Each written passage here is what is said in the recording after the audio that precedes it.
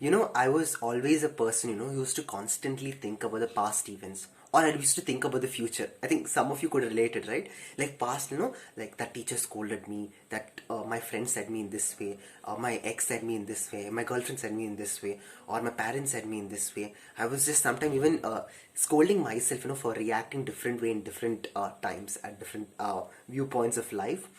But I used to also think about the future and crib about it. Oh, how is my future going to be?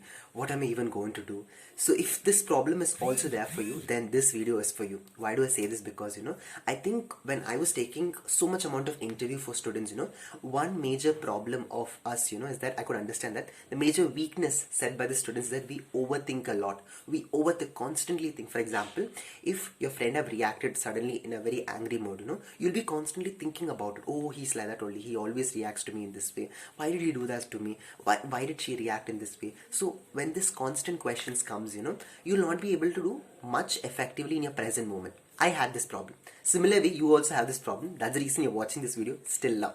So one book, which encountered to in my life was about The Power of Now.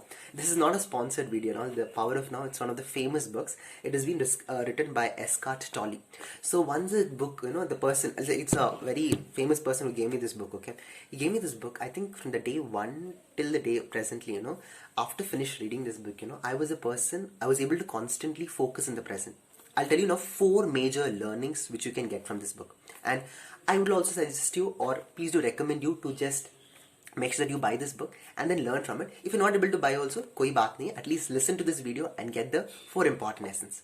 Point number 1, that is about focusing at your present. See, how will you focus in your present? For example, I'm writing something, or I'm speaking to someone, or I'm listening to something. So at that time what happens? I'm completely focusing at the present moment. The more you focus in the present, what happens? You will get detached from the past and future.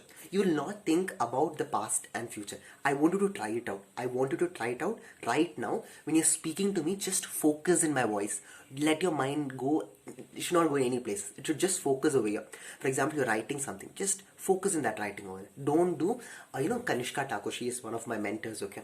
So she used to always tell that, Pawan, you should not do multitasking. Multitasking means when you're doing one task only, you should not do other tasks parallelly. For example, I'm doing my homework. Similar way, I'm parallelly doing other stuff, watching movie and doing. Then no, that's not good. When you're doing one task, completely focus over there. Along with that, you can even do multiple things for a day. That is great. But along with that, don't deviate your mind from one thing to other thing. So what you're doing, for example, you're bathing. Make sure that the water is just flowing in your body. Observe it. When you're eating, taste it. Go deep inside it. Then trust me, there'll be huge change. Point number 2.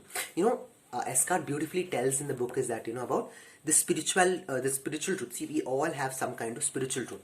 Very simple, okay? It's not a very big yarn and all, but you can understand, for example, you're going to do something bad.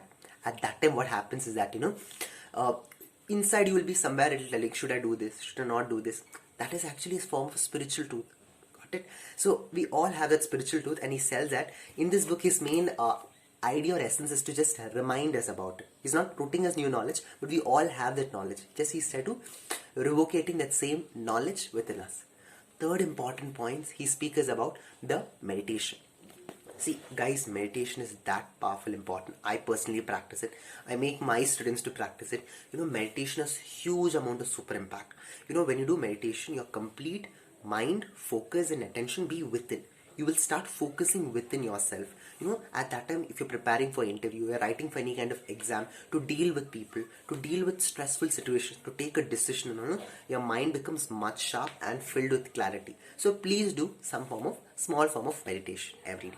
Now, fourth important point is feel at the present completely. I already said this, but more is that if you want to escape from the past, pain, suffering, or criticism, anything like that, a lifeline is that focus in your present. That's it.